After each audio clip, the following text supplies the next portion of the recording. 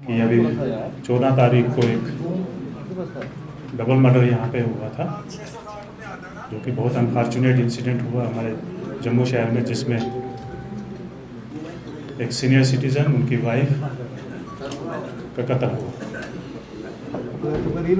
तो जैसे ही हमें ये इंफॉर्मेशन मिली थ्रू PCR, तो हमारी चौकी अफसर, हमारा SHO, SDPO साहब, हमारे SP रूरल फ़ौरन से मौका पे पहुँचे, मौका मुलाहिजा किया और इमीडिएटली जो है टीमें कॉन्स्टिट्यूट की गई इस वारदात को वर्कआउट करने के लिए, जिसमें सबसे पहले तो हमारी FSL की टीम जो है उसको मंगवाया गया, स्निफर डॉग को मंगवाया गया, क्राइम फोटोग्राफर को मंगवाया गया।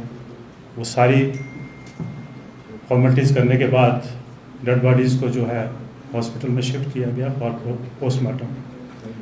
उसके साथ साथ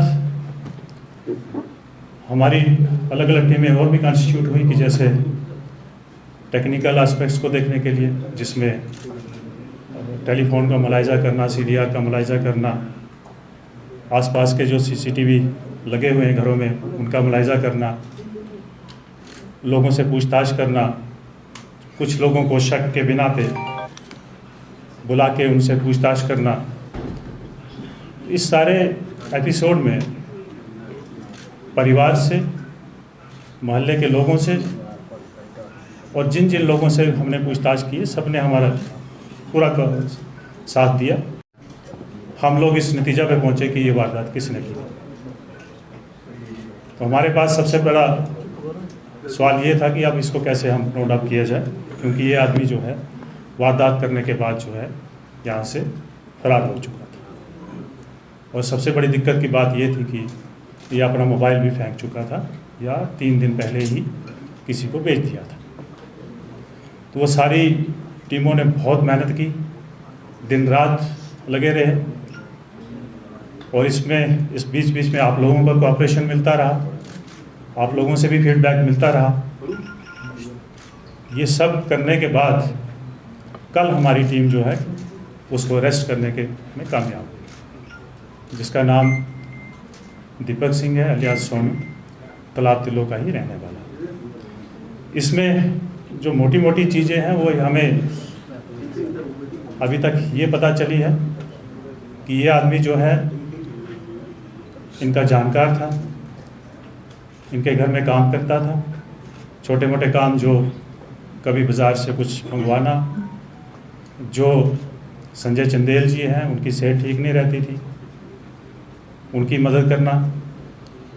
तो 7-8 साल से इनके कांटेक्ट में था, विश्वास पात्र था, आना जाना फ्री था घर में। और इस आदमी ने ही इस वारदात को अंजाम दिया। इन्वेस्टिगेशन में और भी पता चला कि इसके पीछे वजूहात क्या हो सकती है। तो अभी तक जो हमारी इन्वेस्टिगेशन हुई है वो यही लगता है कि इस आदमी को पैसे की ज़रूरत थी, जो कि ये बार बार मांगता था। तो बार बार मांगने से जो परिवार है वो इरिटेट था।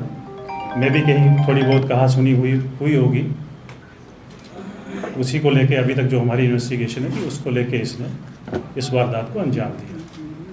इसके परिवार से हमने पूछताछ की है। उस पूछताछ में ये मालूम हुआ कि ये 3 तारीख से अपने घर से चला गया था और 9 तारीख को आके इसकी वाइफ ने हमारे चौकी पोनीचक में इसकी गुमशुदगी रिपोर्ट करवाई थी। और ये भी बताया कि ये बंदा जो है फ़ोन भी स्विच ऑफ करके हमारे साथ कोई कांटेक्ट में नहीं है। फिर ये अचानक 12 तारीख रात को आता है और अपनी वाइफ से झगड़ा करता है और 5000 लेके फिर से घर से फरार हो जाता है। तो हमें अभी तक ये इन सारी चीज़ों से और अपनी इन्वेस्टिगेशन में ये पता चला है कि कहीं ना कहीं इसके पीछे का जो रीज़न है अभी तक जो वो यही है कि इसको पैसे की ज़रूरत थी, जिसको पाने के लिए इस हद तक चला गया। अब इन्वेस्टिगेशन जो है वो जारी है।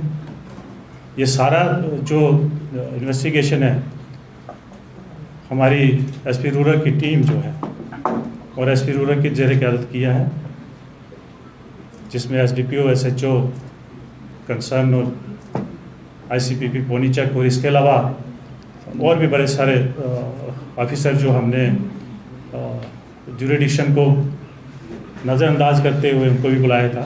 इन सब ने मिलकर इस केस को जो है वो रिपोर्ट किया है। अब इसके अलावा अगर आपका कोई क्वेश्चन है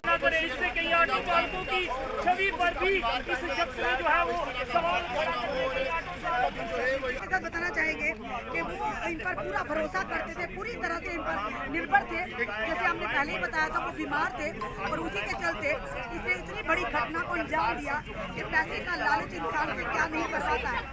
वही लालच आज इसे यहाँ पर